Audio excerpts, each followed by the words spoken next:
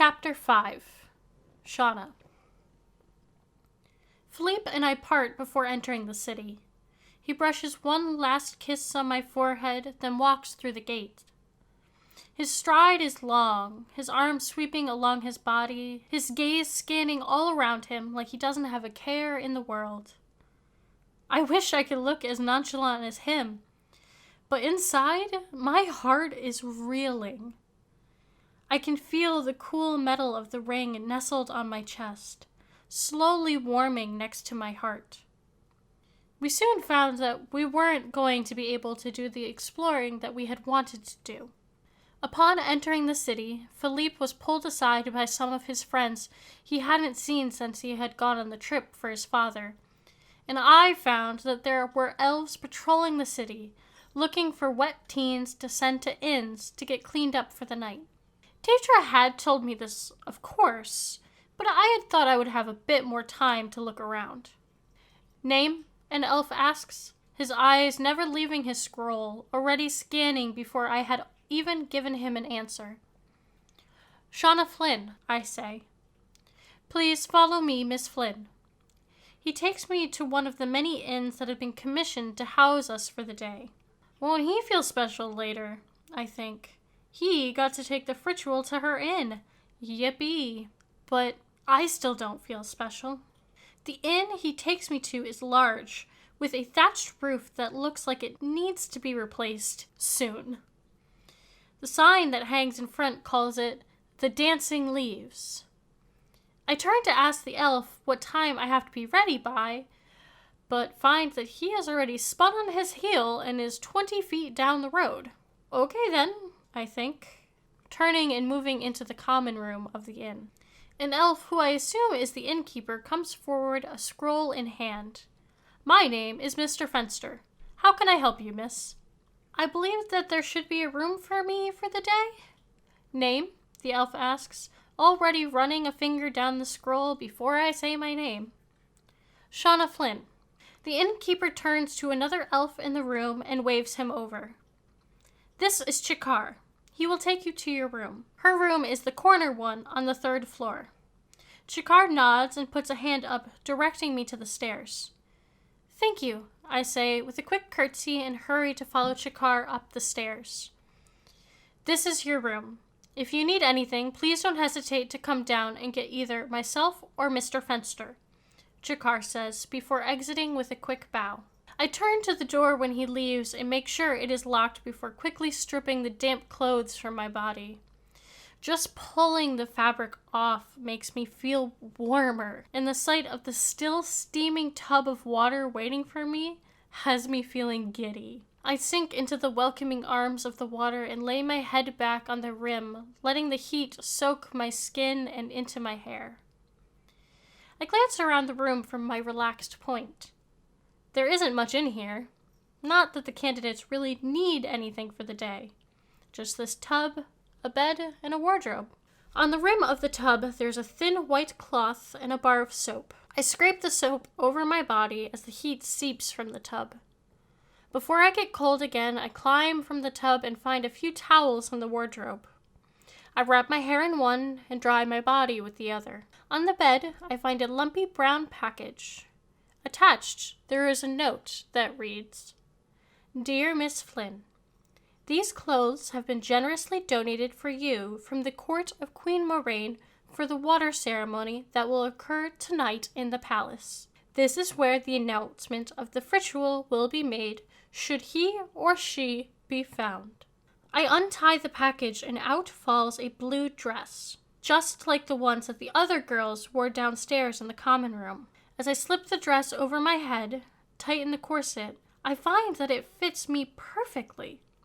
Like I am the only one that could ever possibly wear this dress. I tug the dress into place, fidgeting with the way it lays across my hips. Then I squeeze the water from my hair and secure it at the nape of my neck with a twist. There, all ready for tonight. Well, physically, I think. I sit on the bed and pick up the scrap of paper that came with the dress and read it again, when there's a knock at the door. I hurry over, thinking it could be Philippe, but it is the elf, Chakar. Oh, good. You are ready. Mr. Fenster said there is a coach waiting for you in the front of the inn, he said. A coach? For me? I didn't send for a coach. I don't have the money for one.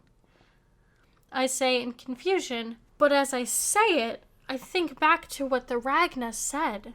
That's strange, Chakar says, a frown curving his face in confusion. I am sure Mr. Fenster said it was for you. Do you mind coming down with me to double check? I nod and close the door behind me with a soft click. When we move into the room, Mr. Fenster hurries right over. Oh, good.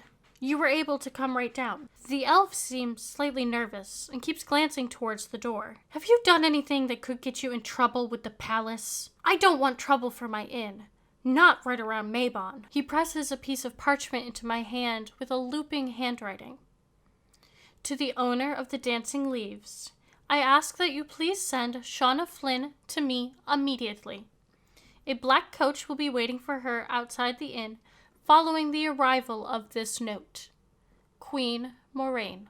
I don't know how to respond without making this elf panic for the safety of his inn, while also keeping my secret safe for the afternoon. I don't know, sir. I don't think I've done anything illegal. I would know, wouldn't I? But I do know, and it isn't illegal. I wish I could tell the innkeeper why I was being called, so he would stop wringing his hand so nervously. She doesn't like to be kept waiting, so I would hurry on if I were you, he says. I hurry outside, my skirts swishing as I do so. My palms are slick with sweat, but I don't want to wipe them on the delicate fabric. Outside, a sleek black coach waits for me. An elf in fine clothes opens the door. I give him a quick once-over, and when I hesitate, he waves me on.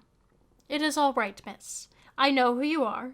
Lord Damien gave me explicit directions to protect you with my life. He smiles when he sees me hesitate and try to remember from my lessons who Lord Damien is. The head guardsman. My master, he supplies. Can't be failing him now, can we? I nod and climb in. The coach elf helps me in, then closes the door behind me, leaving me in unexpected darkness.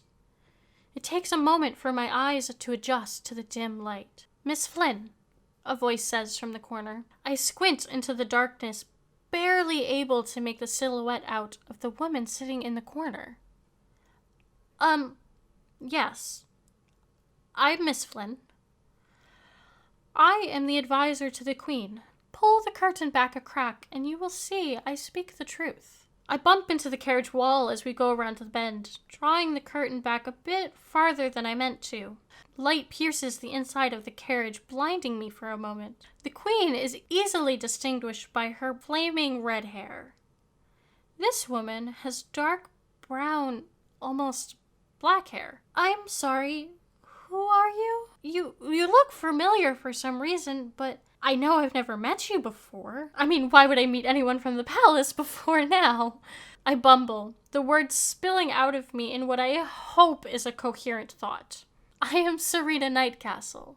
I'm known as the Guardian, she says in a cheery tone, different for one as important as she is. Oh, I've seen a sketch of you in my books. That is why I know you, I say, excitement pulling the words from my lips before I realize how silly that sounds. Yes, and I will answer all the questions you can think of in good time. I know that there are many things that you would want to ask me, especially in your case, the half-elf says. Are you my... I start trying to puzzle out my possible relation to this woman of history. We won't get into that today, Serena says, quickly drawing me back from the edge. Now, you are going to tell me if you saw anything in the lake when you took your test this afternoon. I was told that... I read that you aren't supposed to tell anyone but the Queen what occurred during the test. The elf woman laughed. Smart girl, but I assure you that you can tell me what happened. I slide slightly as the carriage rolled to a sudden stop with the sound of stuttering hooves from the horses. I think that we are back. We can talk more inside. Come.